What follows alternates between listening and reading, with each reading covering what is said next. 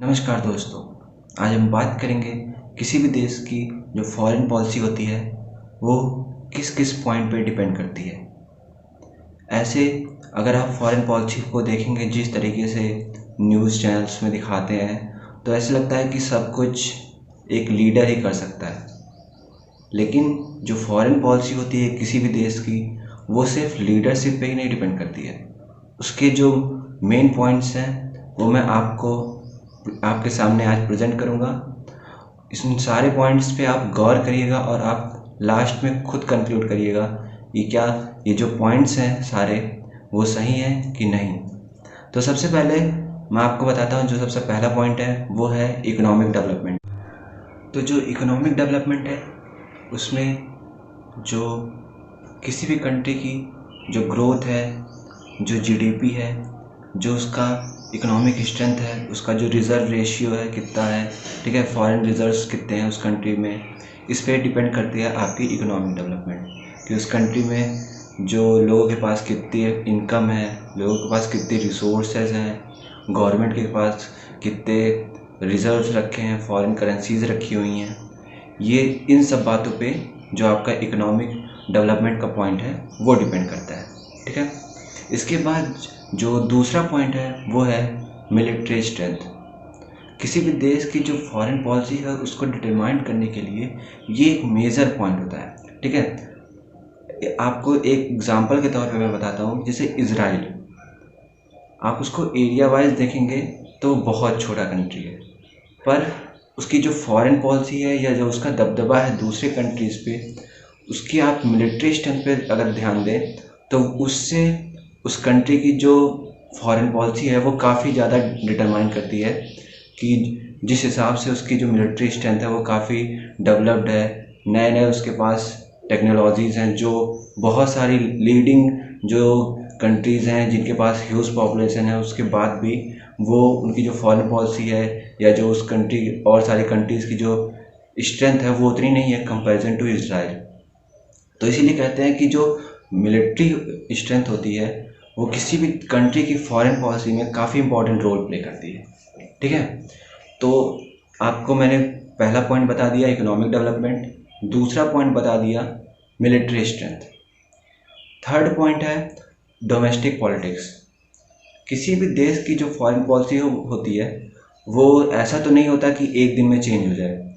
उसके लिए जो उसकी डोमेस्टिक पॉलिटिक्स होती है, जिसे हम कहते हैं कि अगर कोई भी कंट्री में कोई मान लीजिए नई गवर्नमेंट आती है तो उसके लिए जो उसका जो अपोजिशन होगा, अगर उसको सपोर्ट मिलता है तो जो उसकी फॉरेन पॉलिसीज़ होती हैं वो काफ़ी तेज़ी से रन करती हैं और आपको एक ड्रेस्टिक चेंज दिखेगा लाइक 10 to 15 ईयर्स में किसी भी कंट्री के फॉरेन पॉलिसी में, अगर उस कंट्री की जो डोमेस्टिक पॉलिटिक्स होती है वो स्ट्रांग होती है। एग्जाम्पल के तौर पे मैं आपको एग्जाम्पल बताना चाहूँगा पाकिस्तान का, या फिर बेस्ट एग्जाम्पल आप देखेंगे नेपाल का। नेपाल की कंट्री में काफ़ी आप डोमेस्टिक पॉलिटिक्स में इनस्टेबिलिटी देखेंगे, जैसे कि वहाँ पे जो मधेसीज़ का इश्यू होता है, ठीक है, ये एक मेजर टर्म रहता है कि नेपाल में पिछले 22 सालों में 25 प्राइम मिनिस्टर आ चुके हैं, ठीक है। आप इमेजिन करिए कि 22 सालों में 25 प्राइम मिनिस्टर, कितनी ज़्यादा डोमेस्टिक इनस्टेबिलिटी है उस कंट्री में। तो और उसी से पता चलता है कि उसकी जो फॉरेन पॉलिसी है वो कितनी ख़राब है। आप नेपाल का कहीं जिक्र नहीं सुनते होंगे, न किसी मीटिंग में, न कहीं। तो ये हो गया थर्ड पॉइंट जो कि है डोमेस्टिक पॉलिटिक्स। इसके बाद जो फोर्थ पॉइंट आता है वो है ज्योग्राफी, ठीक है। किसी भी कंट्री की जो फॉरेन पॉलिसी होती है वो डिटरमाइन करने के लिए जो उस कंट्री की ज्योग्राफी होती है वो काफ़ी मेजर रोल प्ले करती है। अगर हम फोर्थ पॉइंट की बात करें कि किसी भी कंट्री की जो फॉरेन पॉलिसी होती है उसको डिटरमाइन करने के लिए जो इसके फोर्थ पॉइंट है वो है ज्योग्राफी। एग्जाम्पल के तौर पे अगर मैं इंडिया की बात करता हूँ, ठीक है, तो इंडिया की आप फॉरेन जो ज्योग्राफी है उस पर अगर नज़र करेंगे तो आप देखेंगे कि उसके तीन तरफ से आप ओशियन देखेंगे, सीज देखेंगे, और एक तरफ आप हिमालय देखेंगे, ठीक है।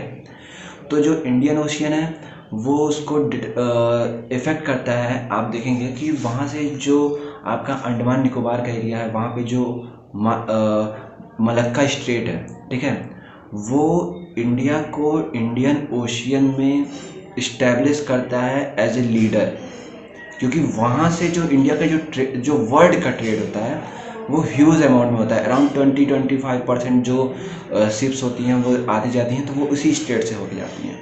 तो वहाँ पे जो इंडिया का प्रेजेंस है वो डोमिनेट करता है कि इंडिया की जो फॉरेन पॉलिसी है उसमें, क्योंकि उस रीजन में अगर किसी भी कंट्री के शिप को आना जाना है तो इंडिया की परमिशन लेनी पड़ती है, इंडिया से उसे मतलब छूट मिलती है या फिर इंडिया का सपोर्ट मिलता है। तो इसलिए कंट्रीज़ जो होती हैं तब दूसरे कंट्री पे डिपेंड हो जाती है। आप तो जो आपका हिमालय रीजन है उससे आपको पता चलेगा कि एक तरफ इंडिया जो है वो अपने बॉर्डर को सिक्योर कर सकता है विद चाइना, ठीक है। जो हिमालय रेंज है उसके कारण इंडिया जो है वो अपने आप को काफ़ी सेफ महसूस करता है या फील करता है, क्योंकि जो चाइनीज़ आर्मी है वो काफ़ी स्ट्रांग है। तो उसके कारण जो हिमालय की जो आर्मी है वो उतनी डेवलप नहीं है, पर जो उसकी जोग्राफिकल लोकेशन है जो हिमालय है उसके कारण क्या होता है कि जो चाइनीज़ ट्रूप्स होते हैं, जो चाइनीज़ आर्मी होती है वो इंडिया तक आने में काफ़ी उनको डिफ़िकल्टीज़ का सामना करना पड़ता है। तो इसलिए जो चांसेस ऑफ लाइक जो मिलिट्री एक्सरसाइजेज होती हैं या जो चांसेस ऑफ अटैक्स होते हैं वो काफ़ी कम हो जाते हैं ड्यू टू हिमालय। तो जोग्राफिकल लोकेशन भी किसी भी कंट्री की फॉरेन पॉलिसी पे भी डिपेंड करती है, ठीक है।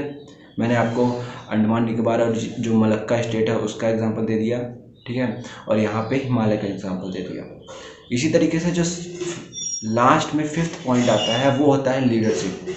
किसी भी कंट्री की जो फॉरेन पॉलिसी होती है उसमें एक फैक्टर ये भी होता है कि उस कंट्री का जो लीडर है वो कितना स्ट्रांग है, वो कितने स्ट्रांग डिसीजंस ले सकता है। अगर कोई लीडर लाइक आप पाकिस्तान की बात कर लीजिए, उनके जितने भी आप प्राइम मिनिस्टर्स देखेंगे उनमें उतने डिसीजन एक्टिव पावर नहीं होती है, क्योंकि वहाँ पे मिलिट्री जो होती है वो डोमिनेट करती है लीडर्स पे, ठीक है।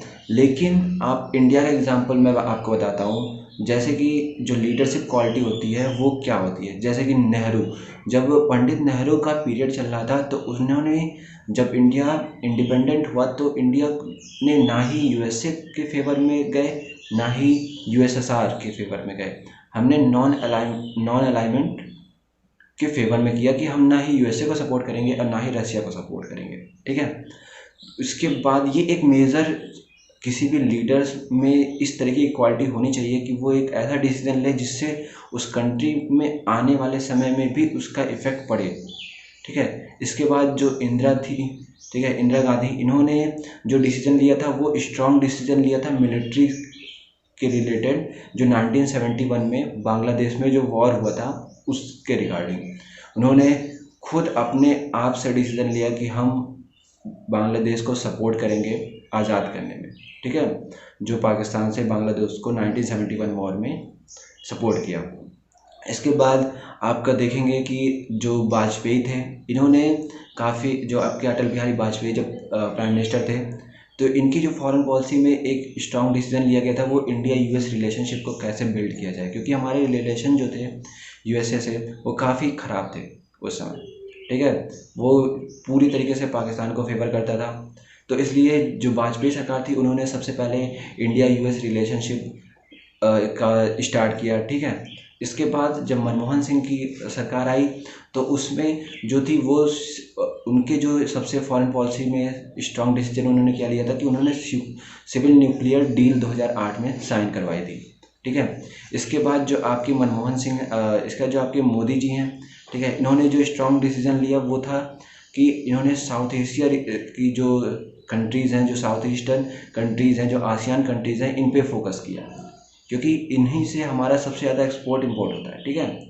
ये हमारे लिए एक वेल्थ है, गोल्ड है, डायमंड कह सकते हैं। इसके बाद अफ्रीका रीजन पे काफ़ी टारगेट किया गया कि हम अफ्रीका में अपने एक्सपोर्ट बढ़ाएं, उनको हम अपने अंडर में लें, और फोकस किया गया डायस्पोरा पे। तो ये होते हैं जो आपके इम्पॉर्टेंट 5 फैक्टर होते हैं किसी भी कंट्री की फॉरेन पॉलिसी को डिटरमाइन करने के लिए: economic development, military strength, domestic policy, geography and then leadership. तो आप खुद कंक्लूड करिए कि किस तरीके से किसी भी कंट्री की फॉरेन पॉलिसी जो होती है वो डिटरमाइन करती है। तो अगर आपको ये वीडियो अच्छा लगे तो तो आप इसको ज़्यादा से ज़्यादा लोगों तक शेयर करिए, इस वीडियो को लाइक करिए, चैनल को सब्सक्राइब करिए और कमेंट में अपनी राय देना बिल्कुल ना भूलिएगा कि ये वीडियो आपको कैसा लगा। तब तक के लिए गुड बाय, टेक केयर, जय हिंद।